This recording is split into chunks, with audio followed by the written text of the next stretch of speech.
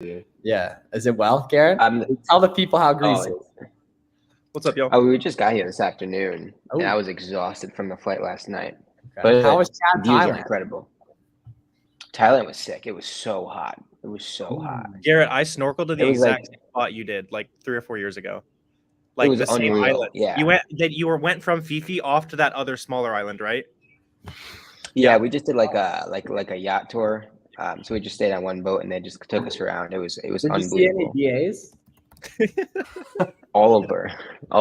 Where else are you going? So Thailand, Greece, like what's next? Thursday we go to Italy. After that we go to England for soccer, and then Ireland. Cool. That's Well, nice. where you guys need to be going is the free training on Wednesday night, which we'll be breaking down a shitload of stuff we don't share anywhere else. Some really good specific product research stuff, really applicable for the next couple months, back to school stuff like that. If you haven't yet been to one of the free trainings, definitely check that out. It's linked in the description. It's also in our social media bios as well. So we'll see you there. What a transition there. Happy Monday, y'all. Happy That was Monday. Yeah, Mr. Lyman is ducking the cricket question too. He's about to get back on G-Body's head like he was 2 weeks ago too. Yeah, let us know. Yeah, he was Really ruthless a couple low. weeks ago. Yeah. Let us know what we can help you guys out with on Amazon. Garrett is literally tuning in on his honeymoon at midnight from Greece right now to help you guys be better Amazon sellers. He's jet lagged though. It's like 7 a.m. though. He's frying. That's true. That's true. Yeah, today I was a zombie. I was so tired today. Yeah. Last night's flight was like 12 hours. Damn, that's a Damn. long flight. Yeah. So somebody asked, they commented on, I think, my stream, does your podcast have subtitles? So if you watch it on YouTube, you can watch it with closed captions. So it should kind of apply subtitles there for you. Is Pete starting cricket beef in the, Yeah, that's what it looks like. Okay. I need to go have my cricket match. Yeah. Are you rich yet? enjoy, King, We're enjoy. working on it, Sasha. We're working on it, Sasha. Cool. TK said, "Yo, Corey, how's it going?" Yeah, Corey, how's it going? I'm doing good, man.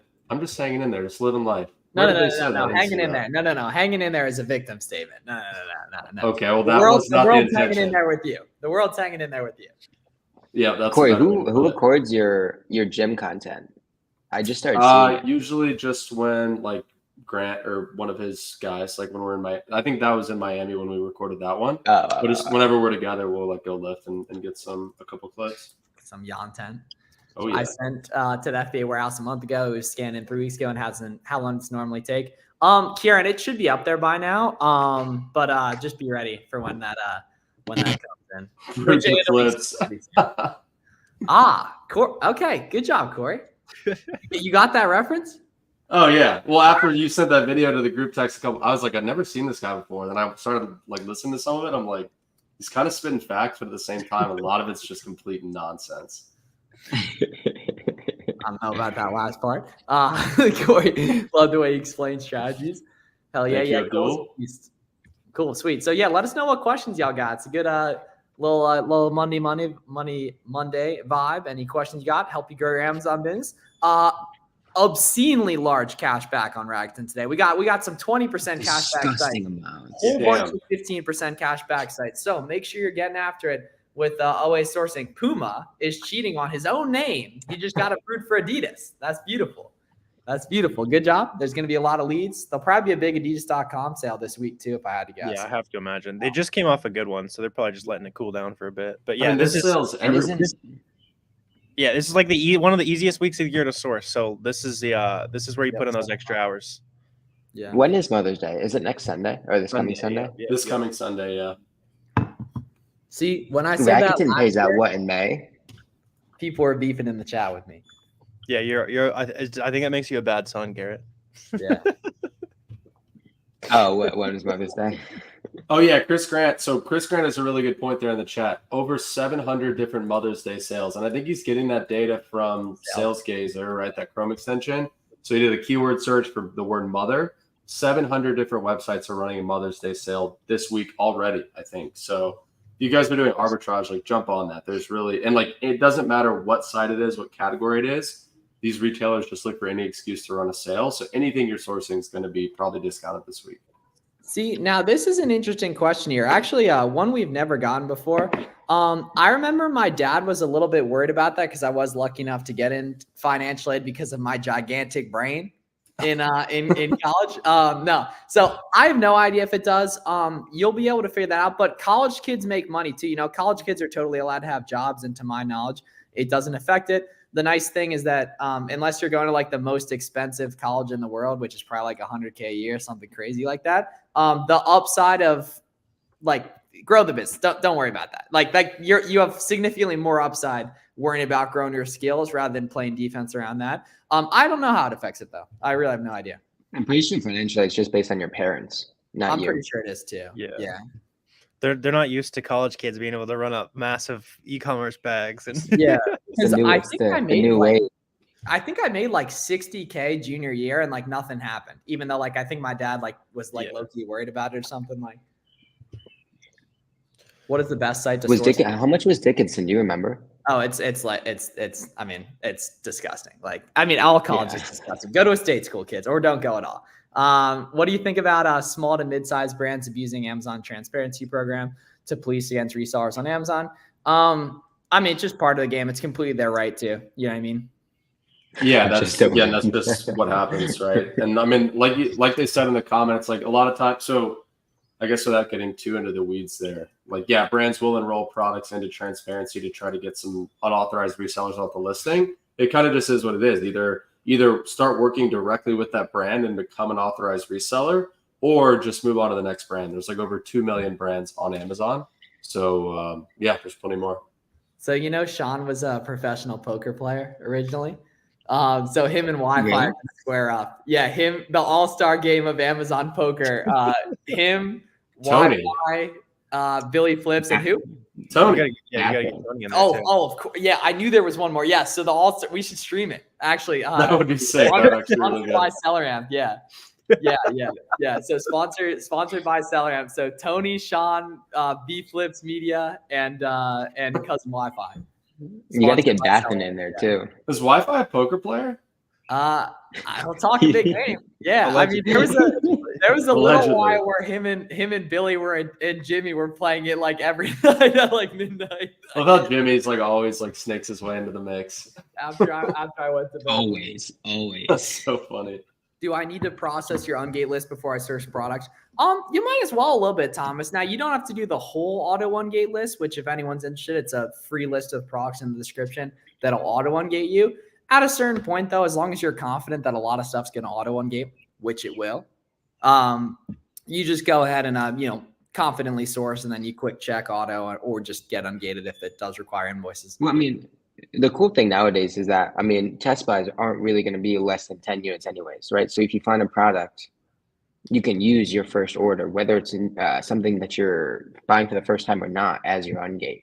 Yeah, we're also incredibly up on the low inventory, like test buy, buying small is back. Like it was at threat for a little bit, but in case you guys didn't see it, the low inventory fees don't apply for any of you guys if the item sold less than 20 times in the last week, which honestly, most of your arbitrage items will fall. Oh, you're not going to be buying anything that's You'll have some good items that are over that, but the majority will just be base hits that are just 10 a week, that kind of thing, and there's literally no effect. So no inventory fee matters way less than we expected. Also, can we get some W's for Uncle Pete? Yeah, 7-figure status. Yeah. So a year ago, Peter was asking ungating questions in my coaching program DMs, and he was 40 pounds heavier, but he got on the FBM mission. And he toned it down. He already called it. He said, cranked up the inventory spend, right? And here we go. He's on that FBM exercise plan. Oh, and getting bullied by other competitive males. Yeah. Somebody asked this earlier. They said they're getting tax quotes for 8K plus. I mean, there's no way you would ever pay that. I mean, so what do you like when you say tax quotes? Not for bookkeeping. You mean like filing your taxes? I'm probably end of the year. I mean, unless you have like a super sophisticated, complex business. Yeah. But even then, they actually, but I mean, like if your business is like, if you haven't done good bookkeeping for years and they've got to clean you up and get you ready to file taxes, 8K can be like a little, right? So if you've got a big business and you let bookkeeping go for a while, that's probably about standard. Yeah. You probably shouldn't be paying more than $600 or $800 a year for your accountant. What's up? For with, including not including end of the year taxes though.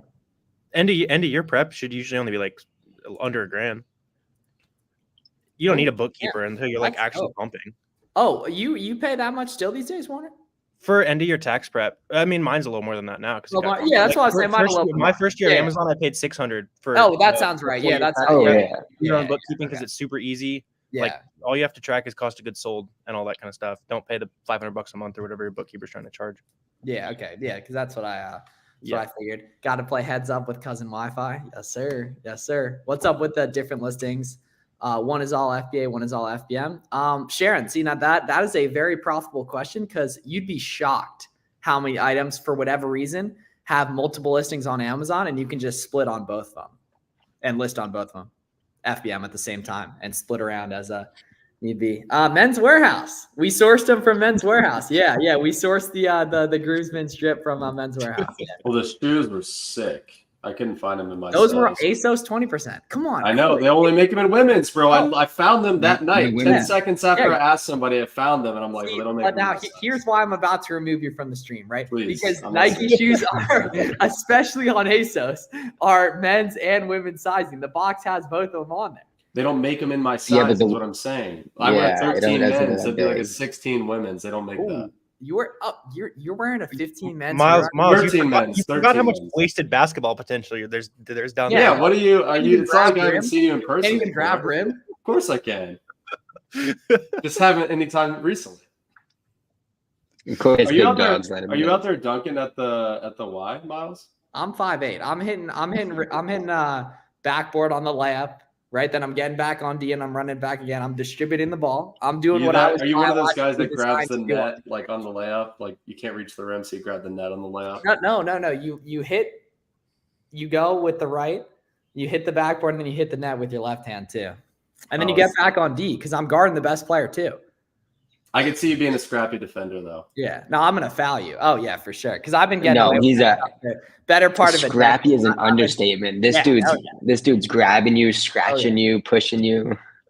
Did the shoes for the weather fine. I'm 16 US. I can't find anything here in England. eBay, man, eBay. Or eBay, or definitely the Marshalls and like Nordstrom Rack websites. Definitely have some big ones too as well. Like I was sourcing a Nike slide today, and it was in stock on Nordstrom Rack, but the only size they had was a size 17. I'm trying to get a Nike and Lego, but keep getting rejected. Maybe change your source. Buy from Lego.com, Kohl's.com. Change the source. Change the name of the file. Make sure it's PDF. Submit credit card information. Picture of the product. More when doing FBM, can you use USPS boxes and polymailers? Not if you're doing UPS, Ronald. That's like I think technically a crime because they're free boxes. You can if you're shipping through USPS though.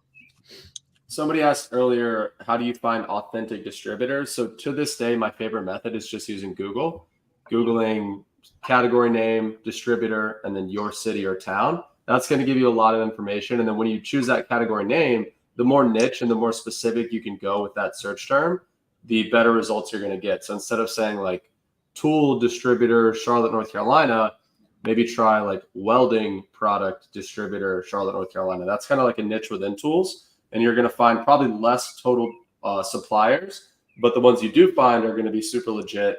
And if you can land an account with them, a lot of good opportunity there. Yeah, this is a good question. So any restrictions / problems / IP issues / anything with over-the-counter private label meds, where if they're private label, then you're definitely going to avoid it. You know, if it's only ever one seller and that seller's the brand, that seller's Amazon, there's not any history of third-party sellers selling them, you're going to want to avoid that. IP complaint issues are going to be by brand. Just take a look at the Cupid charts. See if there's any random cases where the off count falls off a cliff. It's probably an IP complaint.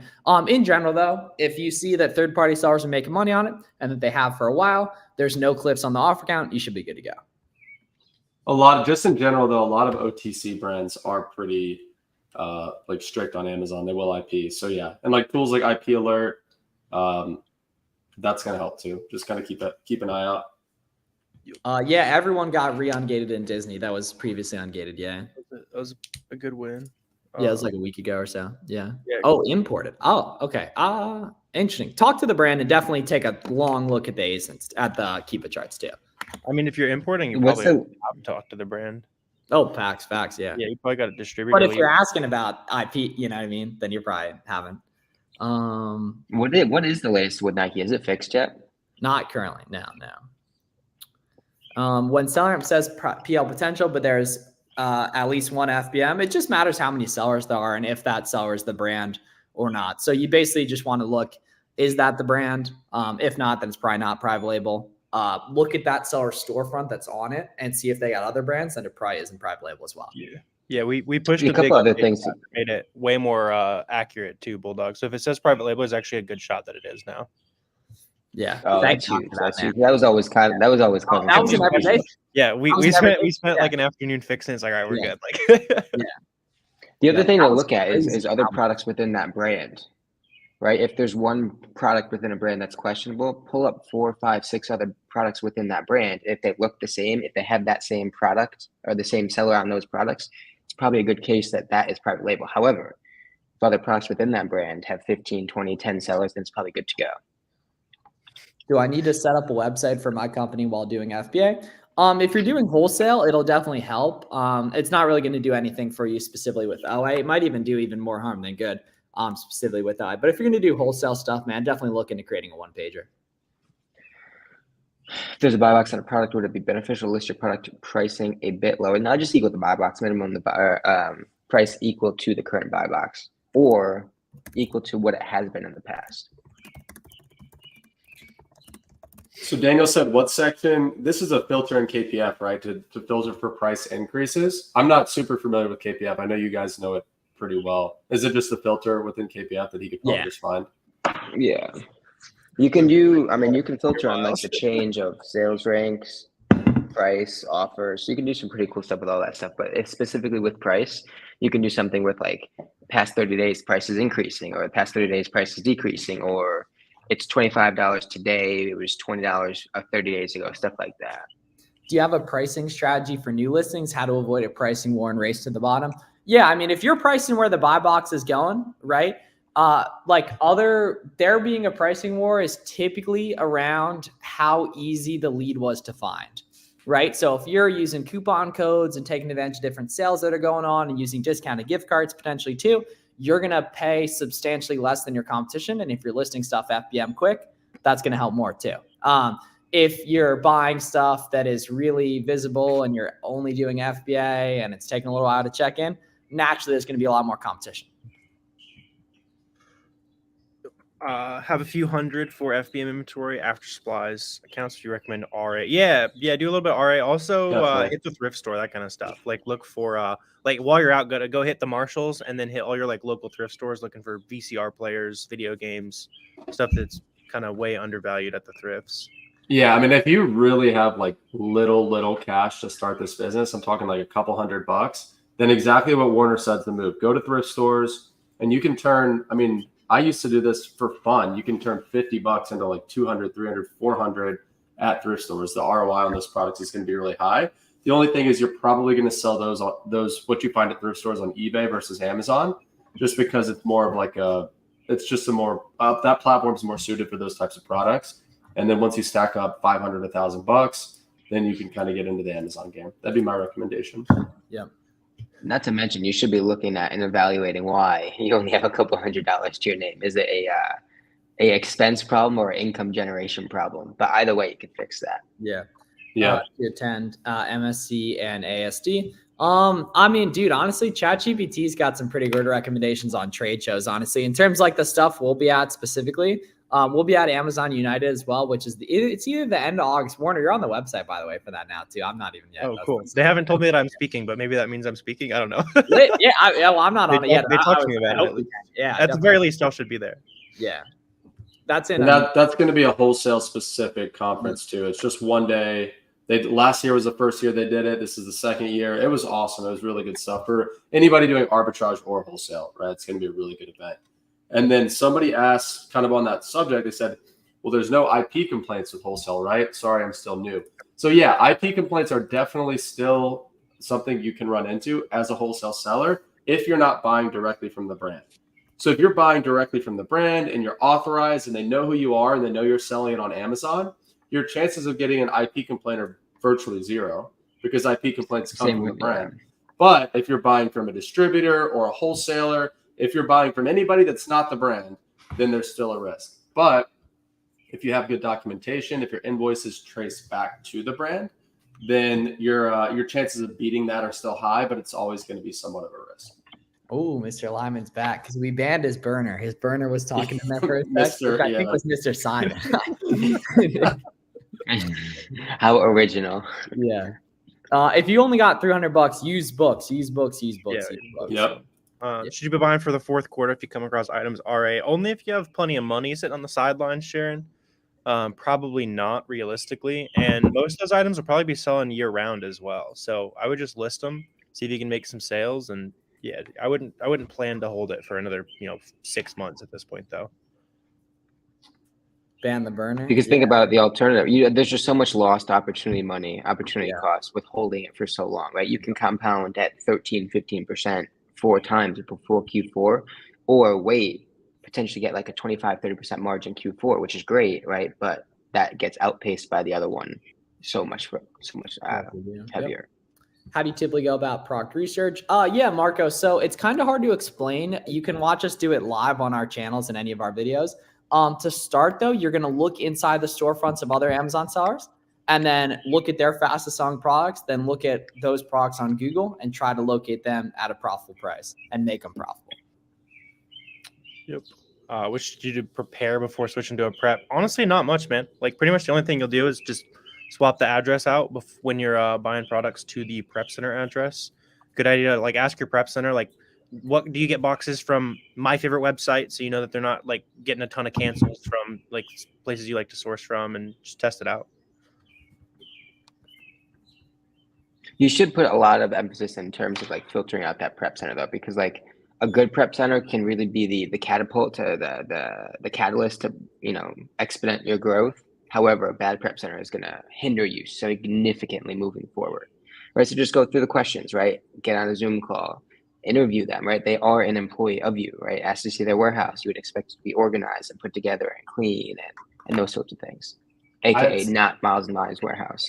I was talking to somebody, I think it was 2 days ago or over the weekend. They're kind of a newer seller saying that, like, yeah, I found some random prep center in Ohio and I sent them my first few like arbitrage orders, and it took them 3 weeks to prep an FBA shipment. I was like, brother, I'm like, I would be showing up at the door with it would be just bad news. So yeah, like 99% of beginner Amazon sellers' problems could be fixed going to the outlets and listing shit FBM really quick.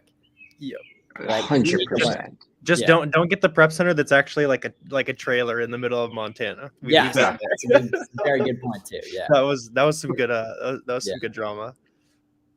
So somebody said, how do y'all find a prep center? So Chris Grant has a really good blog post. It's been around for a year or two. If you literally Google search "clear the shelf prep center," that article is going to come up, and that's going to give you a list of prep centers in every state. I think there's a couple in every state that are at least somewhat vetted, right? You're still going to want to call them up and interview them, but if they're on that list, you know that they're legit. No, honestly, the best way to find a prep center is just like put it on the timeline. That's always the best one. Yeah. Right. If you need a VA, what's the best way to get a VA? Put it on the timeline. Prep center, right? You want to get a recommendation from someone that's using that service already, specifically around a prep center. That's going to be the best case, right? Because best way to find FBM friendly products. Search like a Nike or like a Lego listing or some really reseller friendly brand, Adidas, Under Armour, whatever, and find one that has a bunch of FBM sellers, then storefront stock, because those sellers are going to be FBM on other listings as well. Yeah, Louise, you can also filter buy boxes not FBA on KPF if you're asking about specifically KPF. Yeah. Yeah, come to the contact on Wednesday. We'll put you guys on. Yeah, well, we dive and you guys who are trying to dive into some good sourcing sauce, we put you on some major game on Wednesday. Yeah. So 50 prep centers may be a little overkill. Maybe like 5, 6. Yeah. 50 is a lot. But Chris, just because there's go ahead. Go ahead. No, you go ahead. Well, I was just gonna say, like a prep center, there's so much like lack of differentiation in prep centers, right? You just want it to be out, within 48 hours. Calling that many, it just is like such diminishing returns. Even just one that communicates, right? You just want to make sure that they're going to communicate with you and be proactive about like damaged inventory or anything like that. And somebody asked, they said, well, when should I get a prep center, right? How soon should I do that? So my advice, and you guys might have a different opinion, my advice is always, always, always do the prep yourself for at least a little while, right? You want to know, because you're not going to be able to effectively manage a prep center if you yourself don't know what to manage, if you've never done the work yourself. So I recommend do it yourself until you're sending at least around, let's say, 500 units per month on average to FBA. Once you're doing that kind of volume, then it kind of makes sense to get a prep center. Now, if you've got a full family and a full job, and it's just like you simply don't have the bandwidth, you either have to choose like source or prep, then get a prep center earlier on. But if in any way possible you can do your own prep for any amount of time, even if it's just for a couple of weeks or a month or two, please do it, because you'll learn so much long term. Or if you live in a state like California with like 8 or 9, 7% sales tax, whatever it is, right? You're making your sourcing so much harder than it can be by sourcing with that tax. No Legos luck. good I for your tried it cider and truck. it's That's fire if true. tried. Oh, it's definitely true. That's our man right there. No luck. No, there's no such thing as no luck with ungating. There's just you haven't submitted enough, John. I don't think we'll be there, JP. It's some interesting vibes, but I'm sure you can meet some cool people if you're nearby. I know I ain't got a light. Don't talk about yourself like that, man. And maybe maybe professionalize the burner account a little bit too. I think that might be the first step there. that might be the first step, Chicken Con. With Chicken Con. That's a pretty good burner. So somebody said, when do you decide to liquidate an ASIN? That's a good question. So for me, if we've been holding it for, let's say, a couple of weeks, and our minimum and the buy box price is lower than my minimum, and usually my minimum is around like a 5 to 10% margin, then we might wait it out depending on how many other sellers are on the listing, how much stock is on the listing, etc. But if we see that new offer count going up, competition is increasing, price is coming down, there's kind of no end in sight, then a lot of times we'll just bite the bullet, go ahead and liquidate, lose a couple of dollars per unit if we have to, or break even, just to get our money back and keep going. What do you guys think? Yeah, like somewhere around 30 to 45 days after is where you start to look into moving it. Now, you definitely want to take that ASIN as a lesson. What happened? Why did it price? Or is it go back? Yeah, like on the Keepa, go back to the day you bought it and see like what you can learn. Like, the sellers were going up, price is already shooting down. And 30, 45 days is good. If there's a reason the price might go up soon, you should hold a little bit though. WSS a good site to get ungated. It's a great site to make money from too, man. Especially right now for any of the people at home looking to source. Something every new seller should be doing, especially for the first like 2 months, is like start a Google Doc, take a screenshot of the Keepa of every purchase you make, right? Do like 2, 3 lines, 4 lines of your thought process in buying, right? Justify the purchase.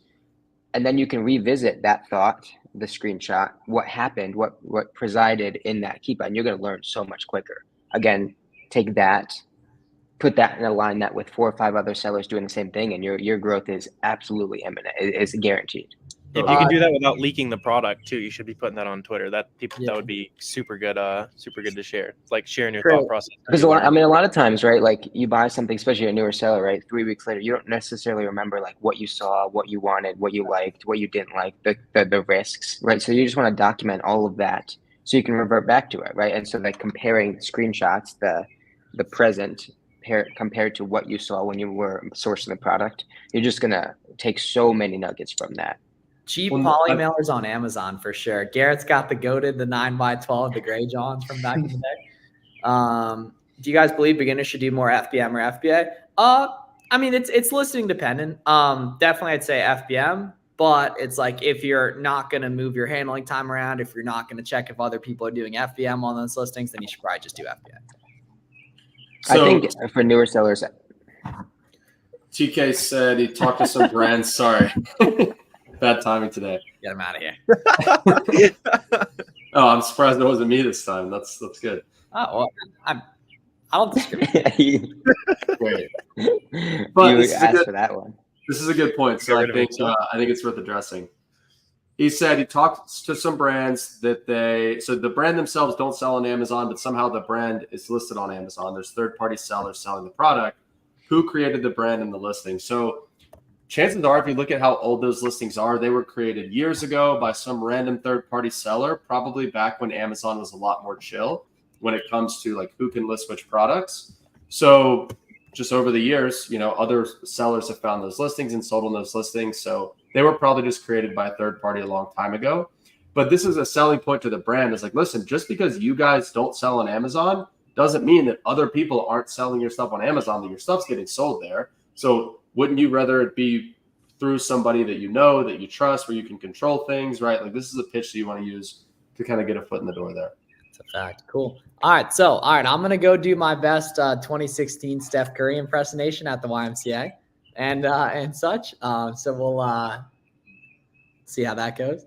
And such difference between FBA. FBA is shipping your products in bulk to the Amazon warehouse. FBM is sending them directly to the customer individually. And such. Yeah, every Monday. Yeah, Frank. Every Monday. When's the 1 year anniversary? We got to It's like it'll be. It's coming up on it. Yeah. July, Miles definitely knows. July, August. It's no. It's either the last week of August or the first week of September. I think it was the day before Amazon United last year. Because Amazon Miles United is OCD with dates. Every day, every week, he's got a date in a year. No. OCD, don't. It's just OC, obsessive compulsive. It's not a disorder. It's like Miles. When's the first time you picked up a basketball? Oh, that was December of 1999. And the new burner, low key. What do you give me on my birthday? Something about cricket, Lyman. That's for sure. Clearly. Oh, sweet. Yeah, make sure you guys are also signed up for the class on Wednesday if you want to kind of see a nice little step-by-step. Got some good product sourcing info for you guys. Sweet. Yeah, have a great one. OCBB is for the benefit. Yeah, for sure. All right, have a great day. See y'all soon. See you guys.